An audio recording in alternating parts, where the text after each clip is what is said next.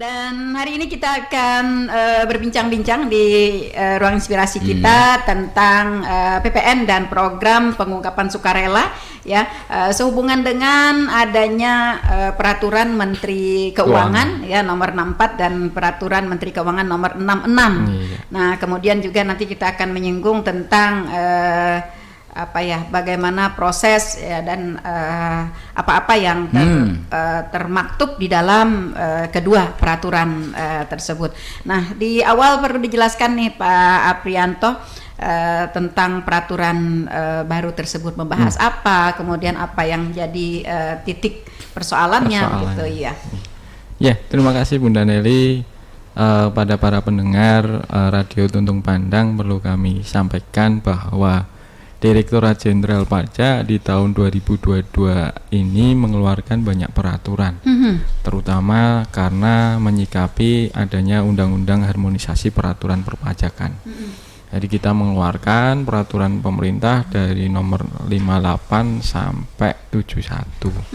Nah, terkait dengan update PPN bahwa di Undang-Undang Harmonisasi tarif PPN berubah dari yang sebelumnya 10% menjadi 11%. Sehingga akhirnya ini akan membuat beberapa peraturan-peraturan terkait dengan PPN itu berubah. Yang kedua, sebelum kita masuk ke PMK 64 dan PMK 66, bahwa terkait dengan PPN ini pengusaha kena pajak harus mengupload faktur maksimal tanggal 15 bulan berikutnya. Ini yang paling update. Kalau dulu sebelumnya bisa aja sebulan 2 bulan setelahnya transaksi, kalau ini dibatasi harus tanggal 15 bulan berikutnya. Kalau belum diupload fakturnya, maka di sistem Direktorat Jenderal Pajak maka fakturnya tidak berlaku. Nah, terkait dengan PMK 64 dan 66 ini, kenapa kami dari KP2KP Pelihari mengambil tema di PMK 64 dan 66, karena kita melihat masyarakat di wilayah Kabupaten Tanah Laut banyakkan terkait dengan perkebunan dan pertanian. Nah, sehingga peraturan ini akan lebih masuk, bahwa PMK 64 ini mengatur terkait dengan PPN hasil pertanian, bisa sawit, karet dan lain-lainnya, kopi, teh dan lain-lainnya. Selain itu di PMK 66 terkait mengatur terkait PPN pupuk bersubsidi. Nah, pasti banyak kan, karena pertaniannya banyak, pasti juga penjualan pupuknya juga banyak di sini, sehingga kami dari KP2KP memang sengaja untuk menghadirkan materi di Inspirasi Pagi ini terkait dengan PPN untuk hasil pertanian dan PPN pupuk bersubsidi. Nah, terkait dengan PPN hasil pertanian ini diatur di PMK 64 bahwa di peraturan tersebut memang mengakomodir di Undang-Undang HPP bahwa tarifnya berubah dari 10 menjadi 11%. 11%. Namun naik ya? Naik 1%. Oke. Namun dalam PPN untuk hasil pertanian dimungkinkan bahwa pengusaha kena pajak itu menggunakan besaran tertentu. Jadi tidak 11% tapi menggunakan 1,1%. Nah, namun ini harus diajukan dulu ke permohonan ke Direktorat Jenderal Pajak bahwa pengusaha kena pajak tersebut ingin menggunakan tarif besaran tertentu sebesar 1,1%. Nah, jadi bisa. Jadi nggak harus 11% tapi bisa 1,1%. Cuma memang nanti mekanismenya lain, karena kalau secara umum PPN pasti ditagihnya dipungutnya itu sebesar 11%. Konsekuensinya kalau 11% fakturnya nanti pasti akan dikreditkan oleh pembelinya juga sebesar 11%. Namun kalau 1,1% maka dikreditkan oleh pembelinya hanya 1,1%. Selain itu, dalam peraturan PMK 64 itu juga diatur kalau memang wajib pajak menggunakan tarif besaran tertentu, maka pajak masukan atas kegiatan hasil pertanian atau perkebunan tersebut tidak dapat dikreditkan. Kalau menggunakan tarif umum tadi dipungut 11%, pajak masukannya bisa dikreditkan, Bunda. Jadi memang ketentuan ini ada, ya tinggal wajib pajak atau pengusaha kena pajak itu memilih aja. Konsekuensinya ada masing-masing itu. Oke. Prosedurnya yang bisa dikreditkan dan yang tidak bisa ini seperti apa, Pak? Ya, jadi gini, kalau kita terkait dengan prosedur, kalau kita ingin menggunakan tarif dengan besaran tertentu, wajib pajak harus mengajukan permohonan. Jadi mengajukan permohonan sebelum SPT masa terbit. PPN tersebut dilaporkan. Oh, begitu. Nah, sebelum lapor PPN di masa, misalnya ini kita masa bulan Mei, nah kita kan lapor Juni. Sebelum dilaporkan, wajib pajak menyampaikan pemberitahuan bahwa menggunakan besaran tertentu. Maka di saat sudah menggunakan besaran tertentu, cukup memungutnya 1,1%. Namun pajak masukan atas kegiatan usahanya wajib pajak tidak dapat dikreditkan. Kalau sudah menggunakan besaran tertentu. Gitu. Ya.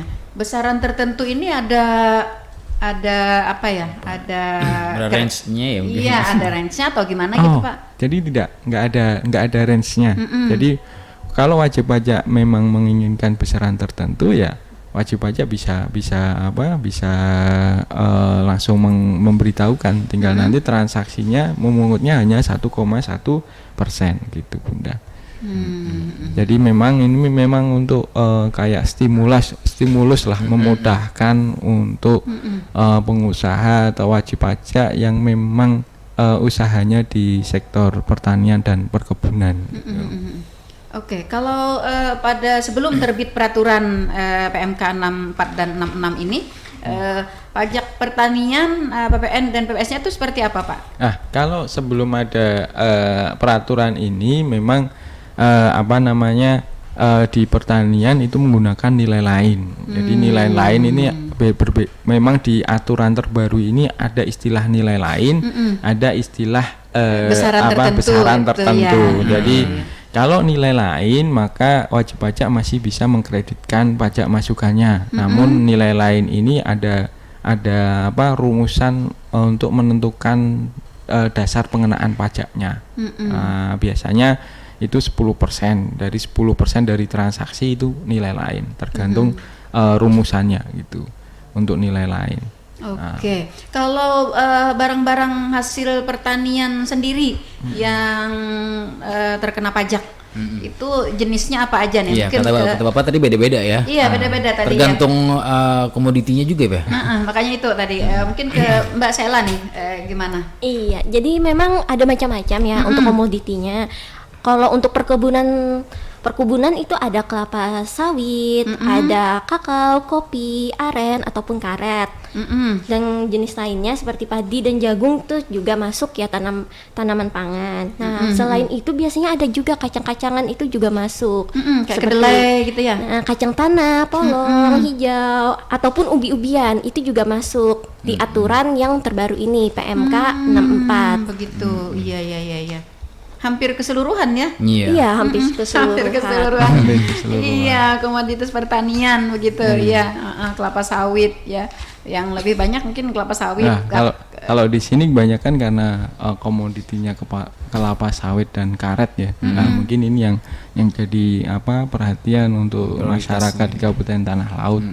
Karena terkait dengan banyaknya perusahaan-perusahaan yang membeli dari petani atau kelompok tani yang akhirnya, atau koperasi biasanya yang sering terjadi itu, koperasi jadikan induk dari tani-tani menjual kepada perusahaan terkait dengan komoditas pertaniannya ini. Ya, ini jadi perhatian bahwa ada kewajiban perpajakan di situ terkait dengan PPN gitu.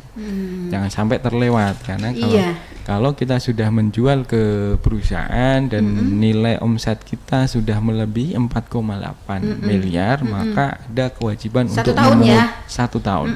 kita ada kewajiban untuk memungut PPN. Oke.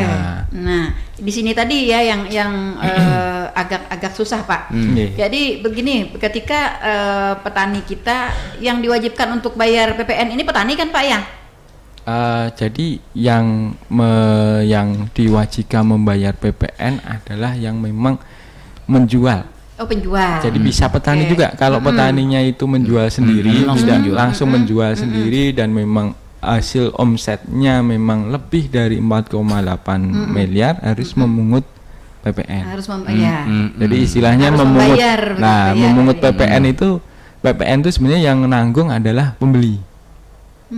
Jadi bukan petaninya. Iya. Jadi seumpama misalnya Bang Ferry nih punya tanah lah gitu dipakai untuk kelapa sawit, misalnya 15 hektar Bang Ferry, amin gitu. Nah, udah setahun ini udah 4,8 nih. Nah, makanya harus mendaftar menjadi PKP. Di saat sudah mendaftar, Bang Ferry harus memungut. Kalau Bang Ferry menjual ke perusahaan, misalnya sekali transaksi 100 juta, nah, nanti memungut PPN-nya 11%. Kalau itu normal, dengan tarif normal 11%, berarti nanti perusahaan Diambil dari perusahaan ya? Iya, jadi Iya, nanti termasuk PPN gitu. Nah, termasuk kata-katanya ya. nanti perusahaan bayar ke Bang Ferry itu 111 juta. Nah, 11 jutanya ini yang distorkan ke kas negara sebagai PPN. Nah, namun dengan adanya aturan PMK 64 ini, Bang Ferry bisa memilih. Wah, kalau 11% Kebanyakan. Iya. Perusahaan nggak mau nih. Iya. Nah, ada PMK 64 boleh menggunakan besaran tertentu. Oke. Besaran tertentu berapa? 1,1%. Lalu omsetnya diturunkan begitu ya? Enggak, omsetnya tetap 100 Tetap. juta, Oh, cuma begitu. Takut nanti gaji turunkan juga. Iya. jadi omsetnya tetap 100 juta, cuma nanti PPN-nya mungutnya bukan 11 juta, tapi 1,1 juta. Karena 1,1% kali 100 juta kan berarti 1,1. Jadi perusahaan hanya bayarnya 101,1.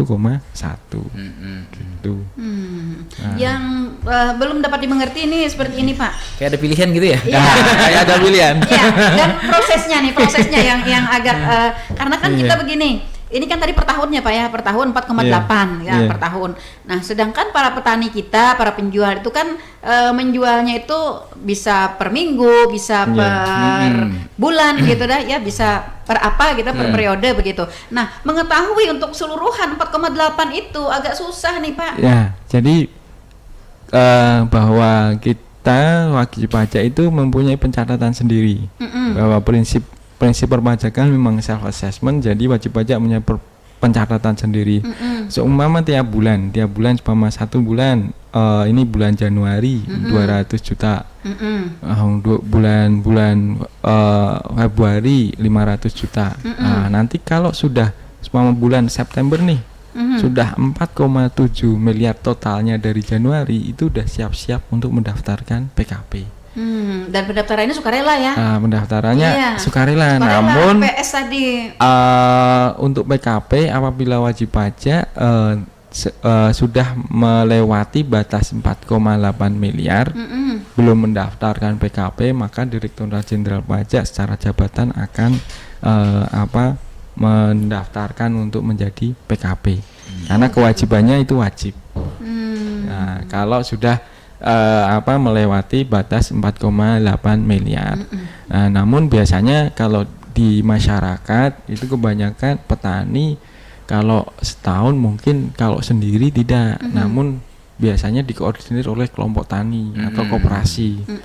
Jadi seolah bahwa koperasi itu membeli dari petani kemudian menjual lagi ke perusahaan, sehingga omset dari koperasi kelompok tani biasanya besar gitu. Karena sudah menjadi gabungan dari beberapa petani gitu. Ini tadi masalahnya susah ya. Memang Enggak mikir juga. Iya, soalnya begini, secara pribadi orang kan menjual secara pribadi gitu ya, secara pribadi gitu. Dan itu tidak terpantau begitu ya, paling tercatat gitu ya, paling tercatat.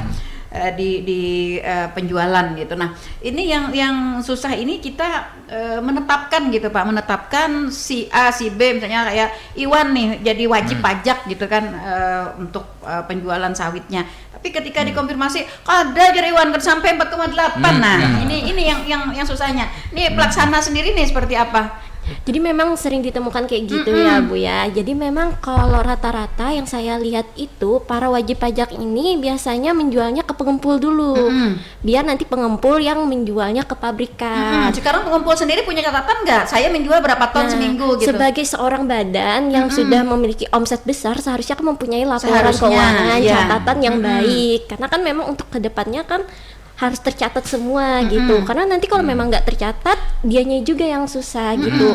Kalau sudah tercatat di kami 4,8 miliar ternyata belum PKP, ditetapkan PKP oleh kami, Menolak tapi. iya nanti malah tiba-tiba ada denda kan jadi susah. Jadi biasanya nanti ketahuannya kalau sudah transaksi dengan perusahaan. Udah. Perusahaan.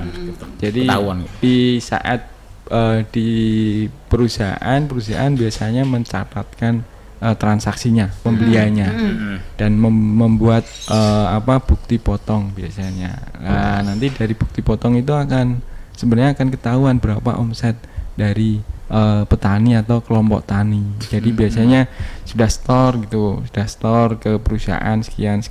Nah, nanti perusahaan ada datanya. Data perusahaan itu sebenarnya datanya masuk ke Direktorat Jenderal Pajak. Jadi sebenarnya kalau wajib pajak ini nggak mencatat atau wah saya nggak ada 4,8, tapi nanti kalau dari perusahaan itu bilang ini saya beli dari A, itu baru nanti wah bener ya saya gitu ya. Oke. Jadi perlu dipahami ya oleh para petani kita begitu ya. Perlu dipahami bahwa ini kalkulasi selama 1 tahun begitu ya. Nah, Anda sendiri mungkin bisa mengkalkulasi sendiri ya penghasilan kita, meskipun petani mungkin jauh ya berada di paling pertama mungkin ya, karena dari petani kan pengumpul ya, kemudian perusahaan begitu ya. Jangan dikira begitu ya, jangan dikira petani tidak terpantau ya oleh pajak begitu ya, seperti itu. Jadi tetap kita harus melakukan penghitungan terhadap omset yang sudah diterima. Jika mencapai 4,8 M ya per tahunnya, maka Anda harus mendaftarkan diri sebagai wajib pajak ya. PKP, pengusaha kena pajak. Dan memang di saat sudah transaksi kita udah melebihi 4,8, kita sudah harus wajib PKP, kita harus mungut PPN. Nah, dengan PMK 64 ini sebenarnya kayak memberikan kesederhanaan lah dan kemudahan. Kalau PPN kan 11%, secara umum kalau kita mungut PPN 11%, untuk hasil pertanian ini dengan adanya besaran tertentu, pemerintah ingin memberikan seperti fasilitas lah. Jadi hanya memungutnya 1,1%. Jadi tidak 11%. Jadi lebih kecil gitu. Iya. Bagaimana Pak prosedurnya, atau adakah indikator-indikatornya agar para petani kita atau pengusaha kena pajak ini dapat di 1,1%? Nah, kalau kita prosedurnya hanya cukup membuat surat pemberitahuan aja, Bunda. Jadi prosedurnya hanya memberitahukan bahwa saya menggunakan tarif yang besaran tertentu. Terkait dengan format, nanti bisa minta ke kantor kami, format pemberitahuannya itu ada. Tinggal hanya memberitahukan bahwa kami menggunakan format tarif besaran tertentu 1,1%. Jadi catatan, kalau kita sudah menggunakan tarif 1,1%, kemudian ingin beralih lagi menggunakan tarif yang 11%, maka sudah tidak boleh beralih lagi ke 1,1%. Jadi nggak boleh beralih-alih. Atau enggak, kemarin ada yang di koperasi di Tanah Laut ini pernah bertanya gitu kan, terkait ini saya transaksi dengan 2 perusahaan. Perusahaan A pengen saya faktur dengan tarif normal 11%. Perusahaan B pengennya tarif besaran tertentu 1,1%. Boleh nggak saya yang untuk A ngeluarin faktur 11%, untuk B faktur 1,1%. Tidak bisa. Tidak bisa. Jadi harus milih salah satu gitu. Tidak boleh karena ini Meskipun berbeda. Iya, jadi karena ini satu badan, karena waktu kemarin yang nanya itu salah satu koperasi, ya bilang nggak bisa. Jadi ya udah, kalau pengen 11 ya 11% semua. Kalau 1,1 ya 1,1 semua. Oke. Ini Pak Apri, masalah yang bisa dikreditkan dan tidak bisa dikreditkan tadi. Ya. Nah itu yang dimaksud dengan bisa dikreditkan seperti apa? Yang tidak bisa dikreditkan seperti apa? Nah, jadi gini. Kalau kita menggunakan tarif besaran tertentu, Ya, kalau sudah misalnya kita 1,1 sudah ya? 1,1, kita beli apa atau bangun apa, mendapat faktur dari lawan transaksi kita. Faktur tersebut tidak bisa dikreditkan oleh yang menggunakan besaran tertentu. Nah, faktur yang kita terima sebagai pajak masukan tidak bisa dikreditkan. Artinya harus dibayar. Ya, artinya yang sudah kita bayar itu tidak bisa kita kreditkan. Misalnya kalau PPN itu kan sebenarnya mekanismenya begini. Kalau dengan tarif normal, kita misalnya saya jual hasil pertanian ke Bank Ferry 100 juta, saya mungutnya 11 juta. Saya mungut PPN 11 juta. Namun waktu saya usaha ini, saya misalnya beli truk. Nah, beli truk ada fakturnya misalnya. Iya. Lalu yang 11 juta tidak tersetorkan. Ada fakturnya, misalnya waktu beli truk 100 juta, dapat 11 juta juga. Nah, kalau enggak dibedain lah, beli truk dapat faktur misalnya 10 juta gitu, karena mungkin harganya 90 berapa gitu. Nah, waktu kita mau menyetor PPN, karena saya sudah mungut Bank Ferry 11 juta, saya beli truk sudah dipukut 10 juta, maka PPN yang saya bayar hanya 1 juta, tidak 11 jutanya. Itu kalau menggunakan tarif umum. Nah, kalau kita menggunakan besaran tertentu, saya mungut ke Bank Ferry hanya 1,1% dari transaksi itu, mungkin 1,1 juta. Tapi pajak masukan atas truk saya tadi tidak bisa saya kreditkan. Nah, tidak bisa dijadikan pengurang. Jadi bayarnya hanya 1,1 juta. Jadi nanti sebenarnya hampir sama. Kalau memang pajak masukannya banyak, gitu. Tapi kalau tidak ada pajak masukan, lebih efektif ke 1,1. Dan sebenarnya memang PMK ini diberikan biar memudahkan wajib pajak. Pertama, yang kedua tidak memikirkan nanti ada pajak masukan atau tidak. Yang kedua dengan tarif yang lebih kecil, gitu. Jadi memang untuk memudahkan, memberikan fasilitas kepada petani, kelompok tani, atau memang yang usahanya terkait dengan hasil pertanian atau perkebunan. Bisa dikreditkan dan tidak bisa dikreditkan ini berlaku juga untuk pribadi kan Pak ya? Iya. Oke. Jadi termasuk juga itu untuk pribadi. Gitu. Untuk pribadi, misalnya yang punya area sawit misalnya 20 hektar misalnya kan. Nah itu kan sudah dapat dihitung nih TBS yang dihasilkan. Iya, nah kan sudah bisa dikalikan gitu. Apalagi sekarang kan harganya lagi tinggi. Lagi tinggi karena minyak goreng naik ya. Harga turun naik juga, Bu. Iya. Turun naik ya. Kayaknya pengalaman nih Pak Ferry. Iya, makanya itu diam-diam nih banyak punya. Diam-diam banyak kayaknya. Makanya respon benar dengan pajak gitu. Khawatir nanti dia mau dikenakan yang 11% atau yang 1,1%. Untung belum perkemar 8 ya. Selalu bilangnya selalu Pak, yang belum 4,8 belum selalu ya. 4,6 gitu. Iya, sedikit kurangnya 4,7 setengah gitu ya, agar tidak masuk di pajak. Nah, komoditas yang lebih menonjol ya di Kabupaten Tanah Laut, mungkin tadi seperti disampaikan oleh Mbak Sela tadi, sawit ya. Sawit itu kan termasuk turunannya gitu ya. Turunannya kemudian karet ya. Karet apakah termasuk juga pengolahannya atau karet mentah gitu. Nah, Nah, lalu dengan dengan aren juga ya. Aren juga banyak di Kabupaten Tanah Laut. Ini prospeknya atau potensinya untuk pemungutan pajak ini seperti apa nih Mbak Sela? Jadi memang kalau untuk aren dan karet ini ya memang itu berarti yang dari awal ya. Nah itu memang dikenakan PPN-nya. Karena kan nanti entah setelah itu dibuatnya jadi apa, itu kan urusan setelahnya dari perusahaannya nanti. Iya. Jadi untuk pembagian PPN-nya itu memang dari awal yang dari pengempul ke perusahaannya tadi itu dikenakan tarif sesuai tadi apakah mau menggunakan tarif umum yang normal atau menggunakan tarif besaran tertentunya. Jadi itu dikenai. Kalau bibit objek termasuk objek PPN ya? Kalau bibitnya, kalau dari sawit itu selain dari awal kata kalau di aturan terkait dengan fasilitas, ada fasilitas kalau nggak salah tidak dipungut atau fasilitas dibebaskan, kalau bibit tidak. Jadi ini hasil yang dikenakan tuh hasil.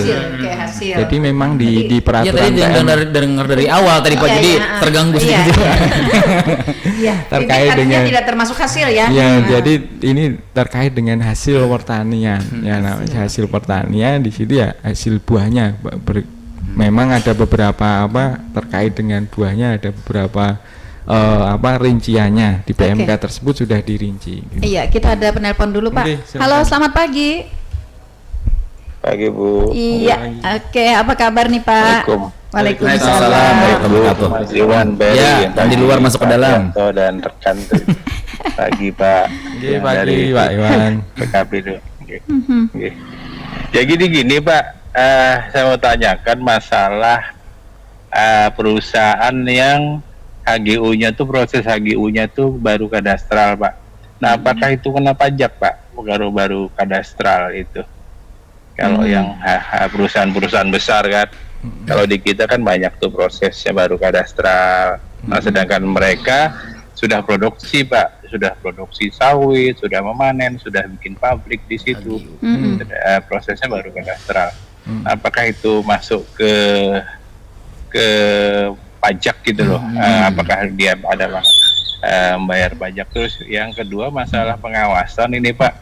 Fungsi pengawasan kalau misalnya petani itu kayak di daerah Batu Ampar itu ada satu desa di situ saya pernah kemarin ketemu sama penjual ya pembelinya itu dia mengeluarkan sebulan itu satu desa untuk pembelian sawit itu sekitar sekaret Pak ya. Karet itu sekitar 500 juta seminggu. Gitu loh. Ada satu desa dia mengeluarkan dana itu untuk membeli. Artinya uang yang bergerak di desa itu kan hampir 2 miliar gitu. Nah, itu fungsi pengawasannya gimana itu Pak? Kalau misalnya toh petani ini tidak ngerti dan tidak paham mengenai pajak itu dan terus dia tidak bayar. Apakah itu ada sanksi hukumnya itu Pak? Terima kasih Pak. Waalaikumsalam warahmatullahi wabarakatuh. Terima kasih Pak. Ya, Pak Haryanto. Batu Ampar. Ya, terima kasih. Yang pertama terkait dengan apakah perusahaan itu yang udah HGU itu dikenakan pajak atau membayar pajak istilahnya. Bahwa terkait dengan pajak kita akan melihat di aturannya bahwa wajib pajak itu menjadi memenuhi syarat subjek pajak dan objek pajak apa tidak. Nah, kalau subjek pajak itu bisa orang pribadi, badan. Nah, kalau orang pribadi, badan dan dia secara syarat objektifnya mempunyai penghasilan, mendapatkan penghasilan, maka dia harus membayar pajak. Ya, makanya juga apakah itu petani, apakah itu lama atau baru gitu. Ya, jadi kalau memang dia syarat subjektifnya kan orang pribadi atau badan. Syarat objektifnya mempunyai penghasilan. Nah, kalau sudah dua syarat itu terpenuhi, maka dia harus membayarkan pajak sesuai dengan ketentuan. Jadi sesuai dengan perhitungan. Jadi kalau memang nanti ternyata masih misalnya kalau masih di bawah PTKP atau di bawah omset UMKM itu masih belum bayar atau nanti kalau di perhitungan itu ternyata memang harus bayar, ya berarti memang harus bayar. Tapi di saat wajib pajak secara subjektif dan objektif itu sudah memenuhi, maka dia harus menghitung dan membayar pajaknya dan melaporkannya. Itu. Nah, pertama itu yang pertanyaan pertama. Meneruskan pertanyaan pertama tadi, kita terkait dengan PPN, khusus kalau untuk PPN yang ditambah ada klausul khusus kalau omsetnya, pendapatannya, penjualannya sudah lebih dari 4,8 miliar. Nah, itu untuk hanya khusus PPN. PPN hanya khusus itu. Pertanyaan kedua terkait dengan pengawasan. Terima kasih Pak Rianto, ini sangat bagus sekali. Bahwa pengawasan di kami Direktorat Jenderal Pajak, kita melakukan pengawasan pertama mungkin dari tim kami yang akan ada yang di lapangan. Kedua juga kami memanfaatkan data. Data dari pembelian, misalnya perusahaan tersebut tadi disampaikan oleh Pak Haryanto membeli di satu desa ini 500 miliar. Maka perusahaan tersebut harus melakukan pemungutan PPh pasal 22 itu sebesar 0,25%. Jadi sebenarnya kalau petani itu sudah menjual ke perusahaan atau pengepul menjual ke perusahaan, sebenarnya sudah dipungut pajaknya sebesar 0,25%. Jadi secara administrasi biasanya pajak akan mengetahui dari pemungutan dari perusahaan, karena perusahaan melaporkan ke kami sudah memungut, misalnya kami perusahaan sudah memungut dari Bank Ferry dengan nilai sekian, bulan ini 100 juta lah, nanti udah dipungut sekian. Jadi mama Bank Ferry pun tidak melaporkan, sebenarnya kami udah tahu, ini perusahaan udah bayar, berarti Bank Ferry sudah mempunyai penghasilan. Sudah nanti termasuk dari PMK begitu ya. Iya, lah nanti kalau memang sudah melebihi 4,8, biasanya nanti kami akan minta untuk mendaftarkan menjadi pengusaha kena pajak. Selain itu, bahwa yang dipotong oleh perusahaan itu untuk PPh-nya baru 0,25%. Padahal kalau kita tarif terkecil UMKM itu 0,5. Jadi masih ada kewajiban yang harus dipenuhi. Bisa oleh petaninya atau pengepulnya kalau memang semuanya dilakukan oleh pengepul. Nah, ini juga harus dipahami baik untuk kelompok tani atau pengepul yang punya NPWP dan menggunakan NPWP tersebut untuk transaksi ke perusahaan untuk diadministrasikan dengan rapi. Karena beberapa dari kami setelah diawasi, kita pengawasan, kita dari PTA membeli dari kelompok tani ini sekian, kelompok tani ini bingung, saya kayaknya transaksi nggak sekian gitu. Terus baru menyampaikan bahwa NPWP kelompok tani kami digunakan oleh beberapa petani. Ya, jadi harus ditertibkan administrasinya. Kalau memang yang menjadi kelompok tani ini ingin memfasilitasi para petani, maka untuk menjual ke perusahaan, maka pencatatan dan keuangannya juga harus rapi, karena harus nantinya pasti akan kita konfirmasi bahwa kalau petani ini jual 100, ternyata di perusahaan itu bilang belinya 200, berarti kan berbeda. Maka harus disesuaikan pengawasannya kayak kami gitu. Jadi memang bahwa sistem perpajakan kita self assessment, wajib pajak melaporkan sendiri, menghitung sendiri, tapi dari sisi pengawasan kami mengawasinya dari sisi perusahaan.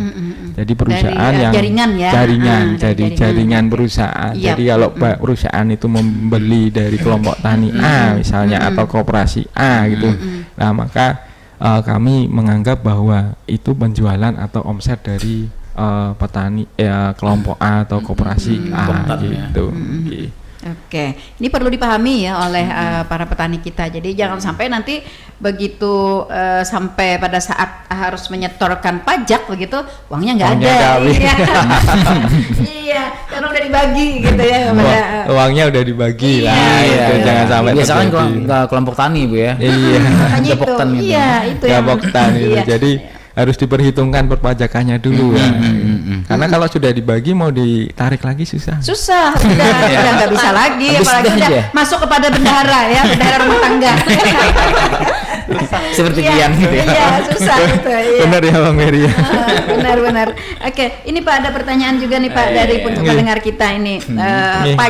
Pajak yang ada sekarang terasa cukup memberatkan katanya kepada petani. Wow. Ya, nah lalu apa kontribusinya bagi petani yang membayarkan pajak begitu Pak? Iya. Bagaimana penjelasannya Jadi memang kontribusinya kalau pajak ini memang tidak terasa. Jadi memang kalau dari sisi apa yang sudah membayar terus saya dapatnya apa gitu kan. Iya. Bahwa pajak memang apa fungsinya memang kita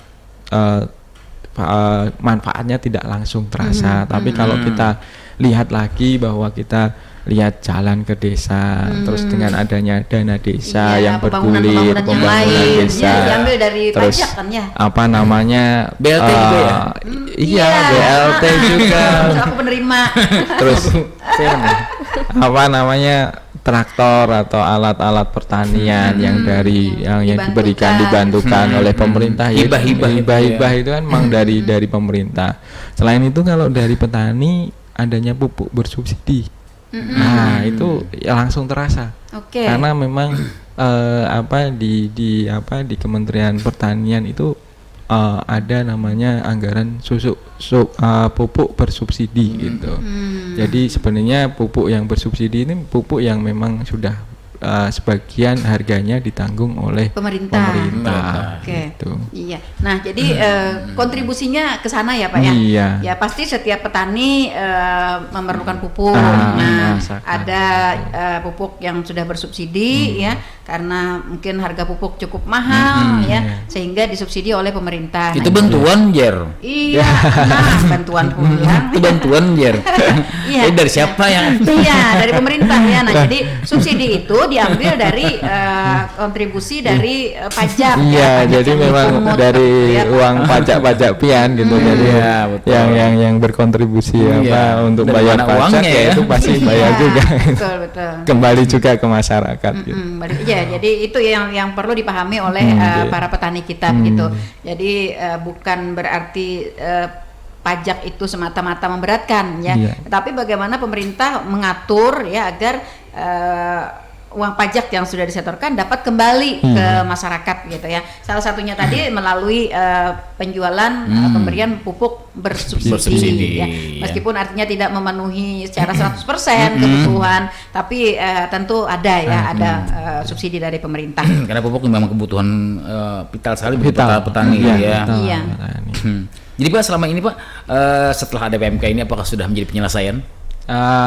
Jadi dengan adanya PMK ini sebenarnya ini membantu petani dalam hal pemungutan. Dengan adanya tarif besaran tertentu, mungkin bagi tadi petani yang merasa wah berat nih kalau saya harus PKP mungut 11%. Iya. Perusahaan juga kalau membayar 11%, wah terasa. Makanya ada mekanisme untuk memilih besaran tertentu hanya 1,1%.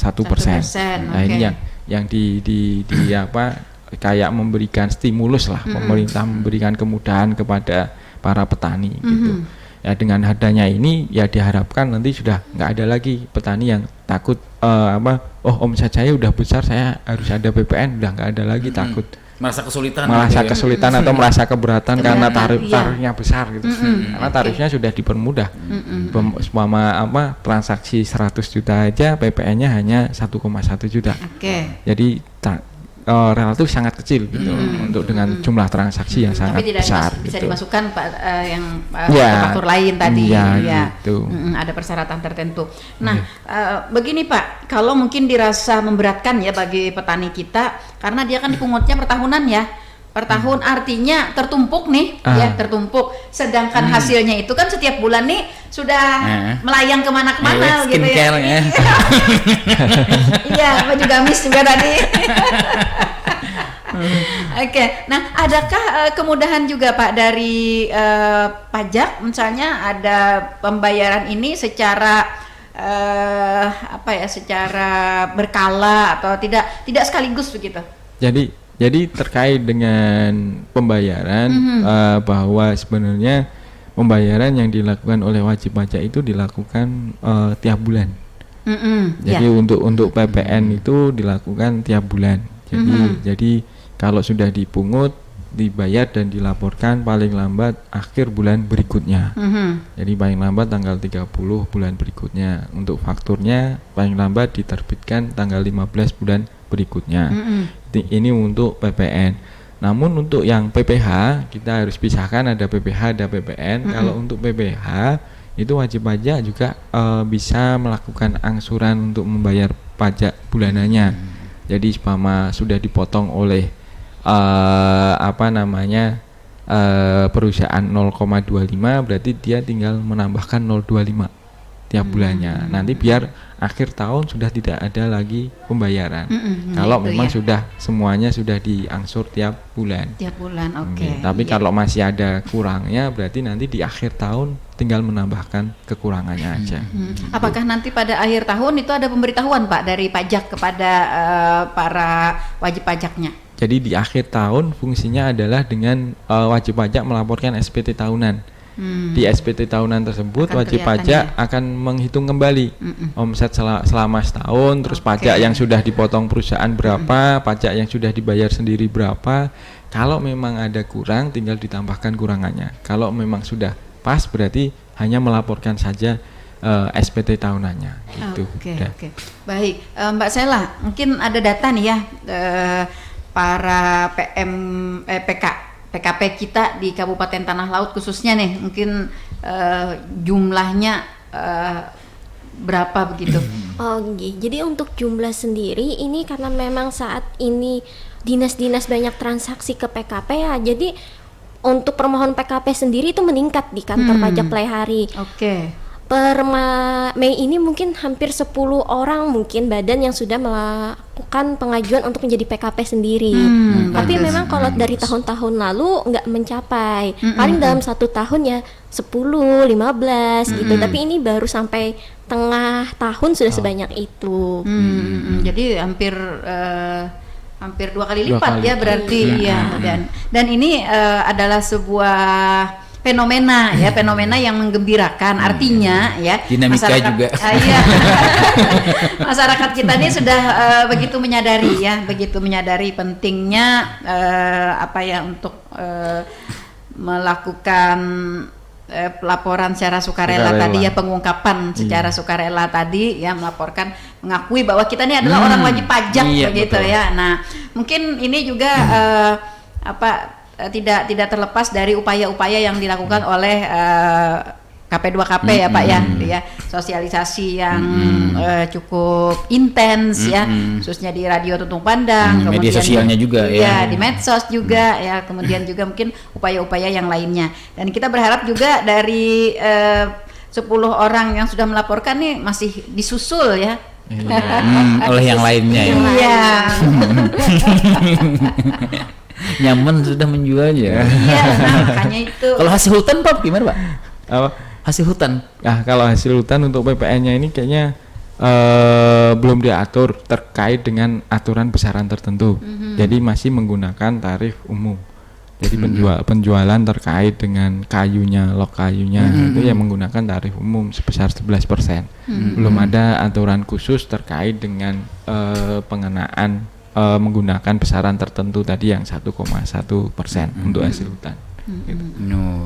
Oke Mbak Sela, mungkin dari hasil perkebunan ya, kemudian hasil pertanian yang khusus di Kabupaten Tanah Laut nih, ranking-rankingnya nih yang mana aja nih paling tinggi, ini siapa, si sawit kah, siapakah begitu? Potensial ya. Kalau menurut data pribadi saya kurang tahu, cuma yang paling sering datang itu ke kantor pajak untuk berkonsultasi ya antara kelapa sawit dan karet. Memang dua hal itu yang paling sering berkonsultasi datang ke sini. Peternakan juga lumayan juga Iya, peternakan belum diatur kayaknya ya. Belum diatur. Iya, masih berbahagia. Iya. Masih berbahagia. Memang kita sudah hampir 30% ya Pak area sawit kita sawit. Ya di Kabupaten Tanah Laut. Memang termasuk terbesar lah. Iya. Nah, jadi menempati ranking pertama nih si sawit ya. Komoditi kita begitu. Iya, sedangkan yang lain kayak kakao ya, kopi juga sudah cukup banyak nih Pak. Tanah laut ternyata tersimpan ya kebun-kebun kopi yang daerah masih mana, banyak. Bu? Iya, masih Iya. banyak orang belum tahu gitu Di dalam hutan malah. Di Ambungan, Di Ambungan. Pemalongan ya, terus di Ranggang. Nah, saya tahu tuh kebun-kebunnya ya. Oh, Iya, nah ternyata orang-orang masih belum tahu Iya. gitu ya. Dan ini merupakan kopi terbaik, Pak. Ya, diam-diam ternyata Kabupaten Tanah Laut ini Penghasil kopi juga. penghasil kopi terbaik ya untuk jenis-jenis kopi. Jenis-jenis kopi. Iya. Bijiannya ada yang terbesar gitu ya. Kemudian juga kualitasnya ya termasuk bagus, mungkin karena tanahnya atau apanya begitu ya. Nah, jadi diam-diam. Jadi mungkin juga di tahun-tahun ke depan mungkin ya, mudah-mudahan nih para petani kopi kita juga akan terus meningkat ya. Tapi berebut nih Pak, berebut tanah katanya. Iya. Informasinya juga ekspor juga Bu ya. Iya, Iya, juga. dengar. Diekspor nih. Kalau Diekspor kopi juga. kebanyakan diekspor. Karena Nah, bagaimana tuh Pak? Ekspor nih Pak. jadi kalau Bedanya kalau, dengan impor. apa namanya komoditi ini kan memang kayak sawit gitu, karet, memang selama belum bisa diserap di industri dalam negeri itu masih dibutuhkan di luar negeri dan pasti harganya bersaing. Iya. Kayak misalnya kelapa sawit sekarang karena di dunia lagi membutuhkan, harganya di dunia tinggi, Iya. otomatis ekspor akan meningkat. iya. Nah, dengan harapan kayak gitu diharapkan nanti petani juga merasakan imbasnya.